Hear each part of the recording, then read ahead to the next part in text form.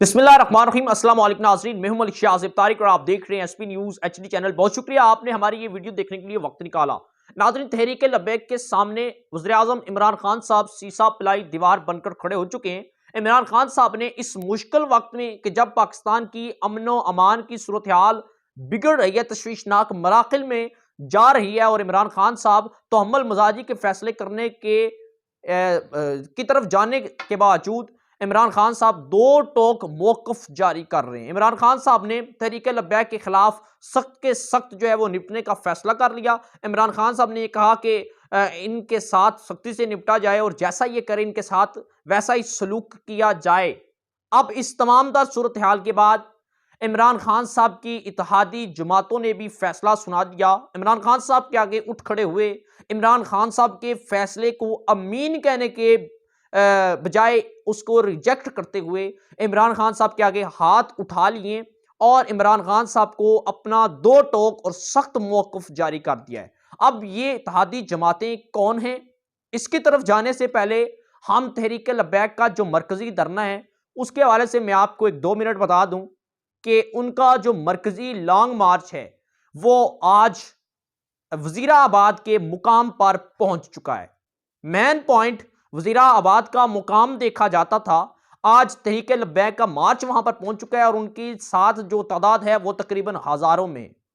Media report के मुताबिक यह कहा जाता है कि उनके साथ तकरीबन कोई 40 से 50 हजार की तादाद उनके साथ मौजूद है कारकुनान की।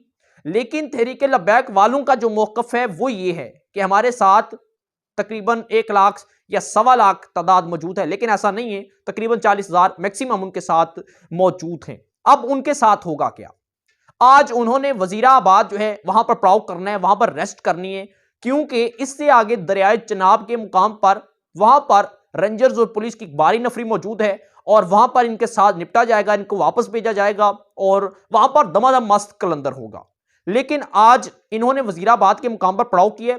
बाद नवाज फजर तहरीक लब्बैक का जो लॉन्ग मार्च है वो दरिया चनाब को अबूर करने की कोशिश करेगा और जहां पर इन्हें मुश्किलात का सामना करना पड़ेगा।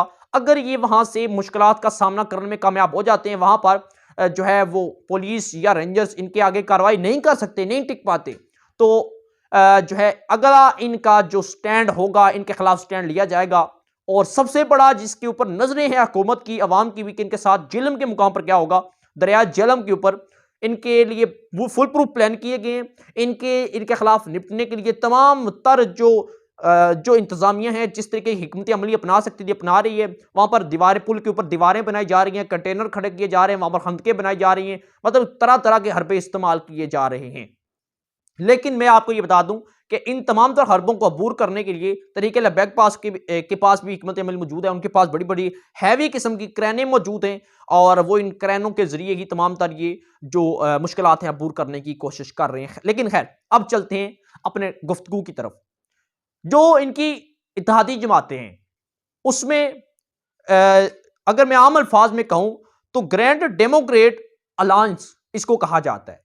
इसके अंदर तमाम इत्तेहादी जमातें आ जाती हैं, जिसमें खास तौर पर पीर पगाड़ा ग्रुप, उसके बाद परवेज लाई ग्रुप, MKM और दीगर जो इत्तेहादी जमातें हैं इमरान खान साहब की, वो तमाम के तमाम इसके अंदर मौजूद हैं। और ये एक अलाउंस है, ग्रैंड डेमोक्रेट एक अलाउंस है। और इन्होंने मुश्तरका तौर पर आज एक मौकफ जारी कर दिया।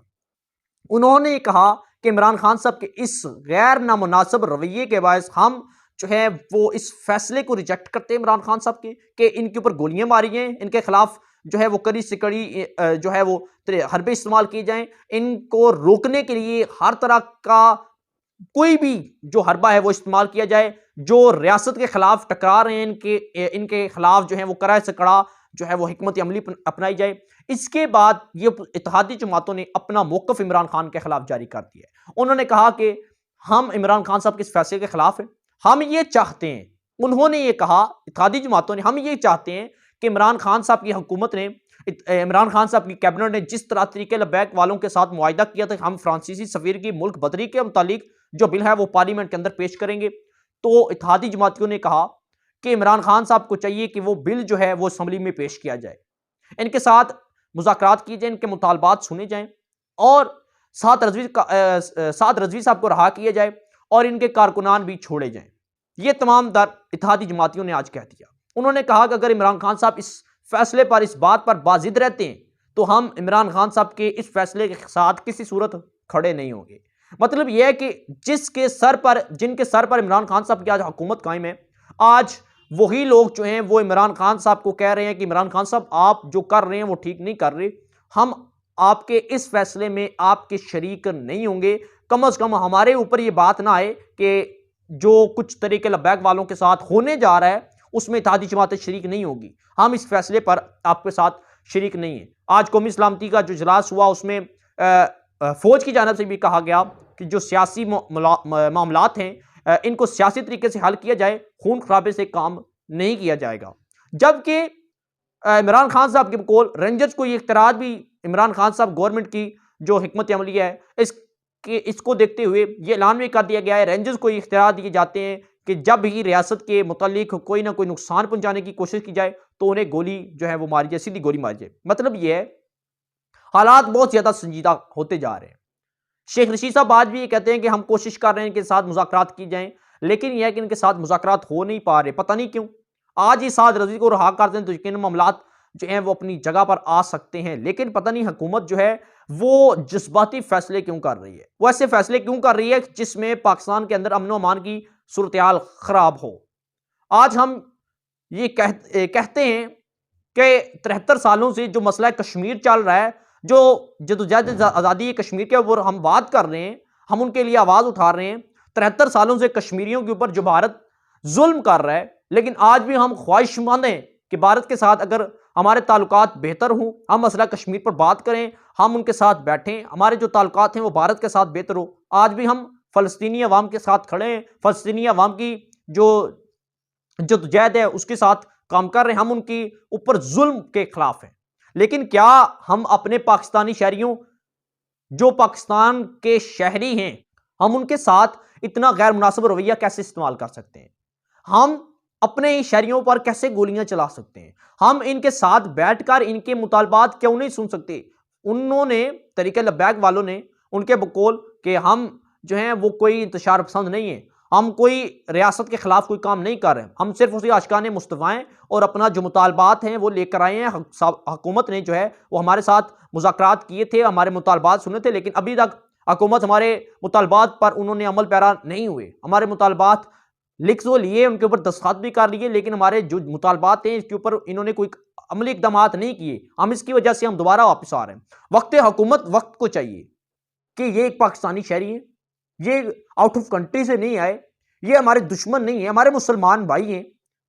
जो इन्हें रोक रहे हैं वो भी मुसलमान हैं, जो आ रहे हैं वो भी मुसलमान हैं, और इसमें नुकसान मुसलमानों का होगा।